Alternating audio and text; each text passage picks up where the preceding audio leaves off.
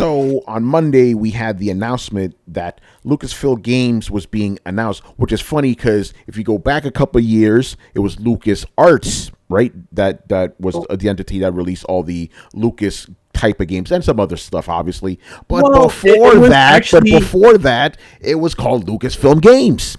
Right, so we're back around in a circle. So basically, what's happening is Lucasfilm Games is going to unite all the Star Wars games under one banner, and people were speculating, like, "Hey, does this mean that the EA exclusivity thing may not happen?" So put a pin on that. We'll get back to that story in a little bit. So another part of it, LucasArts was actually closed around the time Epic Mickey came out, like not far after that. Pretty much when Disney made the acquisition or actually bought, Lucasfilm, they liquidated that portion of it. They also liquidated any of their other game divisions. So Disney also had their own game division, which they killed too. Yeah. Piggy Dan says, "I hate sand. It gets everywhere." It does get everywhere. So that happened. Lucasfilm Games, Star Wars, all that. So that happened on Monday, right? Then Tuesday, wake up. We come to find out that Bethesda, of all companies, is working on a new Indiana Jones game, obviously being published by, within conjunction with Lucasfilm Games, right? As we talked about, and the big question in the air surrounding that one is this going to be an exclusive?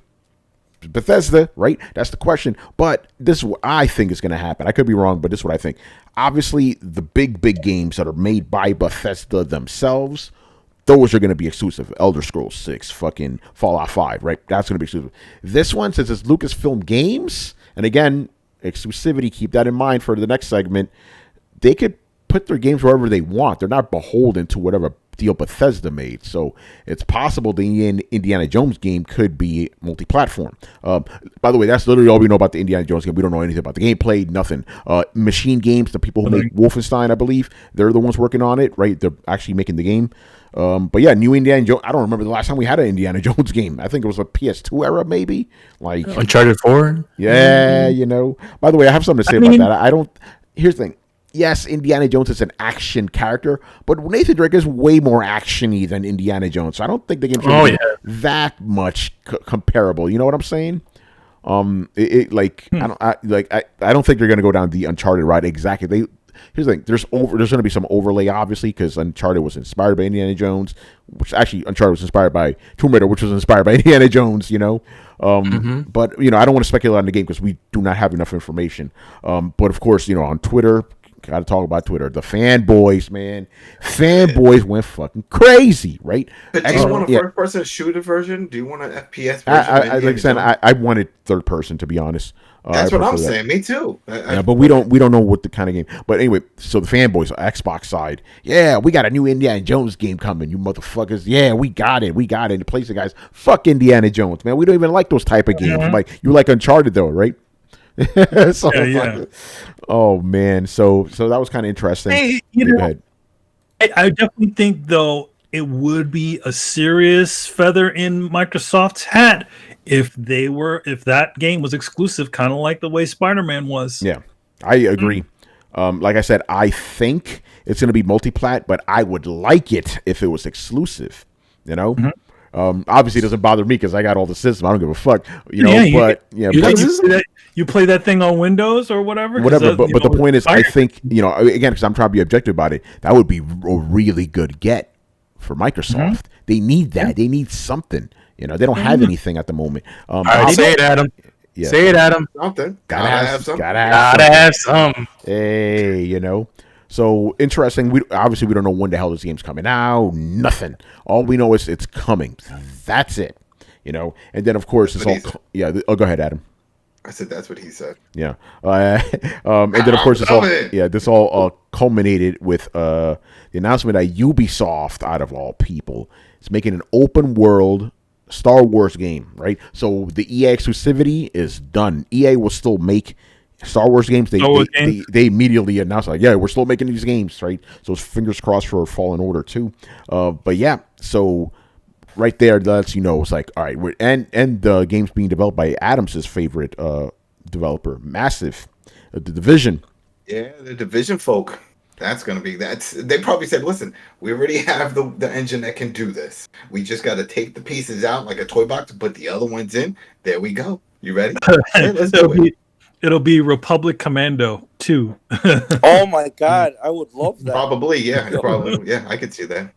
So the thing, okay, so like one thing I think, I'm not sure if I said this before, but what Lucasfilm's games is essentially what like Marvel games is, where it's essentially a licensing branch of the company, which essentially says, okay, you're going to do this, how much do you want to pay? Like they're essentially these companies are paying for the license to make these games, and they're the ones that are sort of like oversee it, as opposed to just being like they do whatever they want. See, that's the other thing. That's the other thing about Marvel games. They also look over the titles to make sure that they're, they make sense within the Marvel universe, right? What was it, the Avengers game, as much as people didn't really care that much for it, it still was very faithful to the Marvel world. And I think that's what they're going to sort of have at the Lucasfilms games department, where essentially they just have their guys look over it and be like, okay, what's this game you're going to be doing here? Yeah. You know what? I just realized something, man. Mm-hmm. This is something that Carlos does all the time with the prediction. Even though I didn't predict this, I kind of remember when EA got the license for Star Wars. That's how long Throwdown has been around, by the way. We were there to cover that. I said that it makes sense that they went with EA because the only other studios they could get to do Star Wars games right would be Ubisoft or Activision. So there you go. And just on that, I think it's good that we're going to see Star Wars games from different studios because, how long have the EA had the fucking license since like 2012, 2013? What did we get? We got 2 Battlefront games, one of which was such a, colossal controversy that it had Congress jump in because of loot boxes. We had the Star Wars Squadron game, which came and went. Nobody even talks about that. The game came out last year. No one even cares. I mean, it didn't look that bad. It looked good, but nobody. It's a fucking flight sim game. Nobody cares about that. Some guys do. The Microsoft flight sim guys, but the only game they made that was good and a success was Fallen Order. That's it. And why is that? Because they had Respawn doing it. They're fucking golden developer over there. By the way, it takes the Star Wars branding for people to realize that Respawn can develop really good games. Yeah, right. But it's funny, like, they have 3 good games in a row. And I'm even saying that about Apex Legends. I don't like battle royale games, but that's a well done battle royale game, right? But you had Titanfall 2, you got Jedi Fallen Order, you have Apex Legends. Respawn does their thing, And of course, got to give a shout out to my boy Stig Asmussen, developer of God of War 3. He was the developer of Fallen Order, which makes sense. Like, it has that Stig DNA in there, so good stuff, man.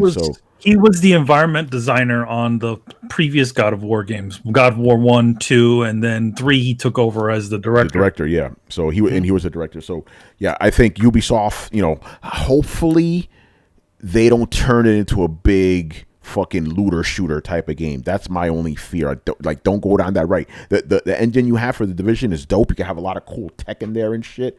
But I just hope. And by the way, do not even think this game's coming out anytime soon. Just get that idea out of your head right now. The game probably ain't coming for another 2 or 3 years.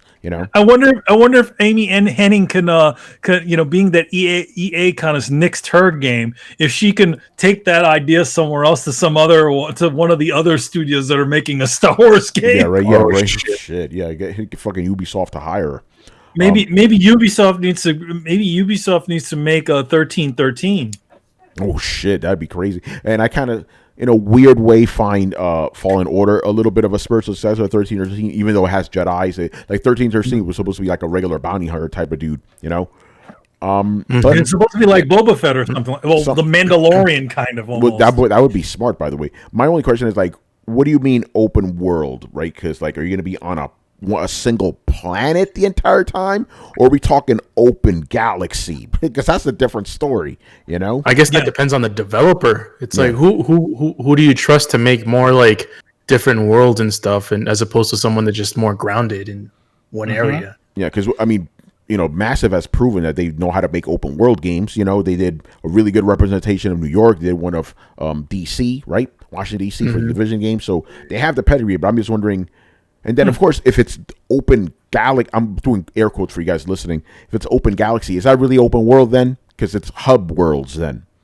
You know what I'm saying? Yeah. But at the same time, okay, this game's not coming out for another couple of years. That means it's going to be current gen only. So maybe they could pull something crazy like that off, where you effectively have like 6 open world games in one, with like 6 different worlds. Fuck, that'd be crazy,